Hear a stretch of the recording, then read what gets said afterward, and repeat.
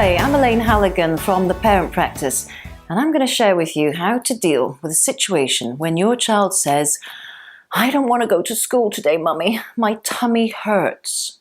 Have you ever had that sinking feeling in the morning? You're desperate to get out of the house, get to school on time, get yourself to work, when your child suddenly says in a quiet voice, "I don't want to go to school today, Mummy. I hate my new school and I wish I didn't have to go at all." You think to yourself, please, not today, not today. I've got too much scheduled for this to be happening. Now your gut tells you that she's not unwell, that she's not poorly.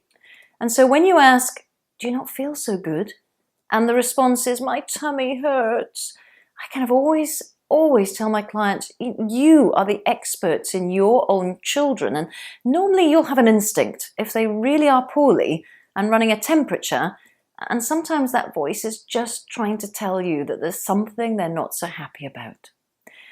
And because we love them and don't want them to feel unhappy about school, we're very tempted to deny them that feeling. And so what happens as a parent is a whole host of very logical, rational responses come out of our mouths that really are not helpful to shifting the mood. So we say, "Well, why don't you want to go to school?" And the responses just don't. Or we say, "Don't be silly, you love your new school, and it's netball today, which is your favourite sport." Or sometimes we use a philosophical approach and say, "Well, sometimes we have to do things in life we don't really want to do, and that's the reality of this harsh world we live in. I don't really want to go to work today." Or have you found yourself saying, "Well, if you don't go to school, the school police will come and get Mummy and Daddy and fine them and they'll get into trouble." And you don't want that to happen, do you? Or who said, "It'll all be fine. I don't know what you're worrying about. Buck up and smile. Come on, you look angelic when you smile." So all these responses are incredibly rational and logical, but often they won't hit the mark. Being an emotion coach for your child, it means respecting, recognizing, it means responding to your child's emotions, and it means we have to accept all feelings have validity. But there may be that some behaviors may not be acceptable and need to be dealt with. So in other words, as long as your child is not unwell, my guess is they're going to go to school. And if we force them, there'll be tears, and we'll inevitably fall into what we call at the Parent Practice, the parenting manhole. And it's a deep, dark place, and it's hard to get out of. So what do we need to do?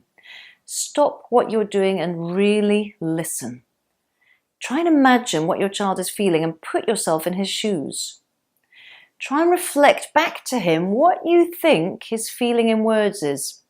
We call it name it to tame it.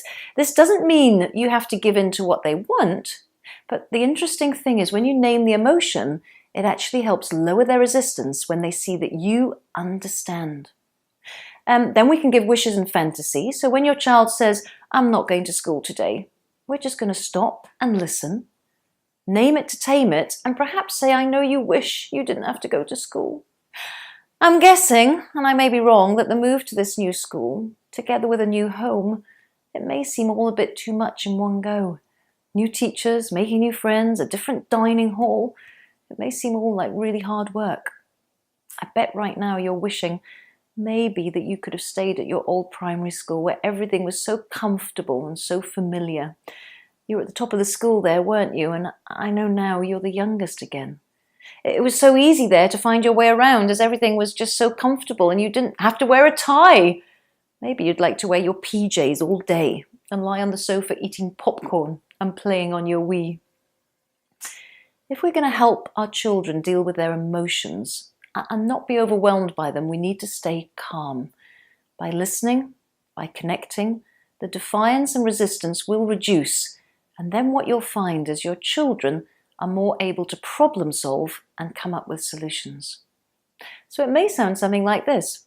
"I wonder if it may help to arrange some play dates for you with some of the new boys. And that way you may feel more excited at the thought of seeing your new friends in the morning. Why don't you come up with a plan to see who we could invite round for tea?" So go on, try being an emotion coach for your child today.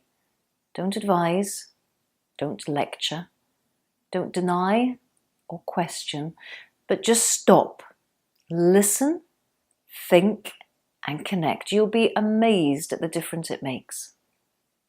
So keep developing your parenting practice. And if you're doing one of our courses, either online in the Positive Parenting Academy or face-to-face, do take a close look at Module 2 on emotion coaching. You'll get lots more top tips and ideas on how to help your child manage their emotions and build on their emotional intelligence. Really hope you found this video useful.